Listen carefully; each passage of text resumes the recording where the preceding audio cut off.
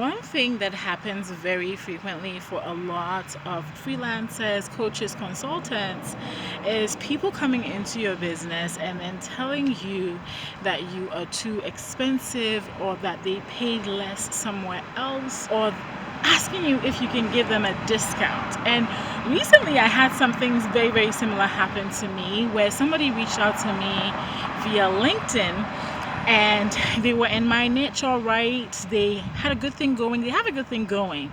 And they wanted me to give them a discount. And I'm going to tell you the response I gave to them. And hopefully this will help you make the right decision when people come into your business and tell you that you're too expensive. So before I actually go into telling you what I did and how I responded to that, let me just say a few things, all right? So first of all, as a freelancer, it's always important to know where you are in your growth and your trajectory, all right? I'm not saying that word correctly, but you know the word I'm talking about, trajectory, all right? You need to know where you are in that, because I think if you're a newer freelancer, right, most of the time you're building your portfolio, you're just trying to get your feet off the ground. So that's different in terms of getting clients. I don't still, even as a new freelancer, I don't think you should lowball yourself. I think you should set good prices that you can make money off of and live. But generally, as a newer freelancer, sometimes you may take certain things at a discount price just so that you can build your portfolio, right?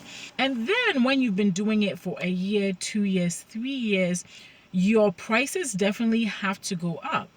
And here's why: because in the corporate world, right, it doesn't matter which profession you're in, most of the time, the more years you've accrued on the job, the more experience you have, the more skills you have, the more certifications you have, the more you should get paid. I know it's not a perfect world, but the more you should get paid. And this is the reality for most people: is as they increase in skill, as they increase in experience, they get paid more. So I don't think it should be any different as a freelancer, consultant, coach, somebody doing something on your own. I don't think that it should be any different. That is the first thing, all right? So know where you are in your growth. Number two, when you've invested in yourself, all right, one of the things I don't mind spending money on is personal development and self-improvement. So whether that means buying a course or going for a coaching experience or hiring somebody to teach me something, I don't take any of that lightly. And over the last 5 years, I've invested time and I've invested money. All right. I remember having my little baby and staying up all night just trying to read about blogging and how to set up a blog and all these other things, whilst also juggling grad school.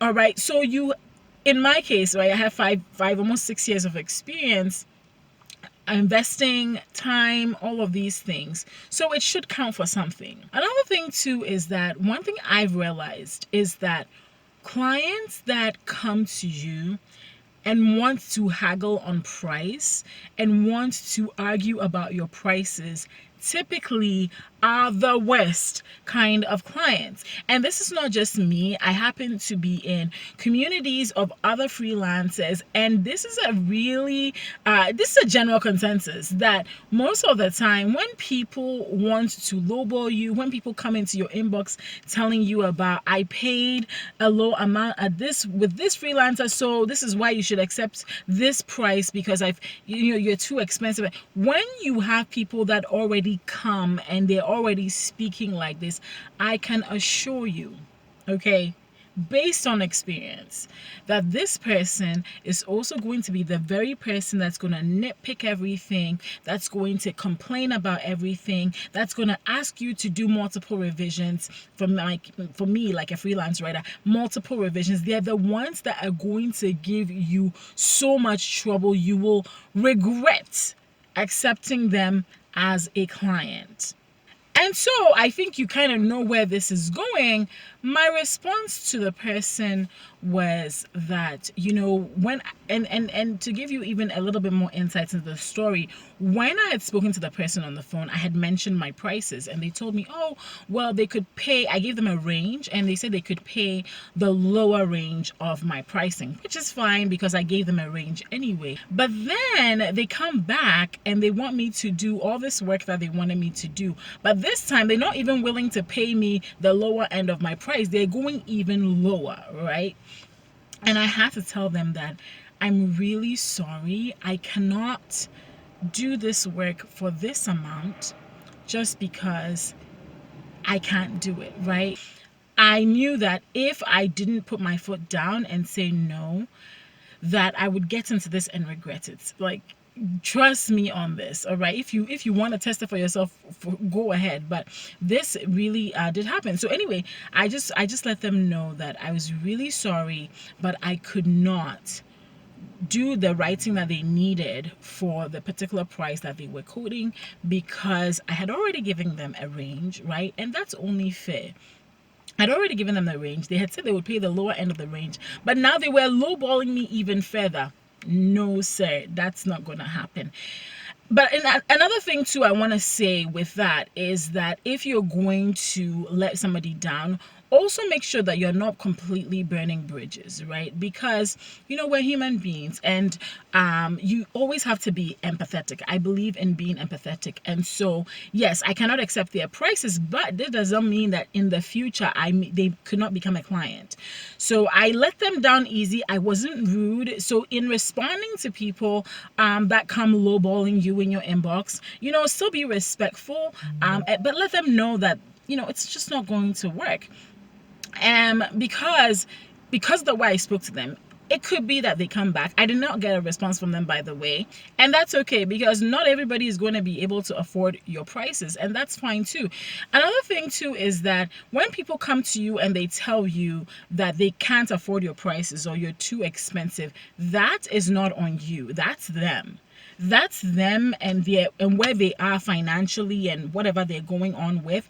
That has nothing to do with you. So if you have a price and you're not willing to compromise on it because you know how much time it takes to do this work, you know how much you've invested in your skill, you know the results. This is the other part of it. The results that you can get your clients, then I don't think you should back down on your price. I think you should stand your ground and respectfully refuse to go that low. So that's exactly what I did, and I feel great about it. I don't regret losing business because somebody tried to lowball me. Somebody tried to come into and the way things were going, showed a little bit of disrespect, So that is how I respond to people that say I'm too expensive.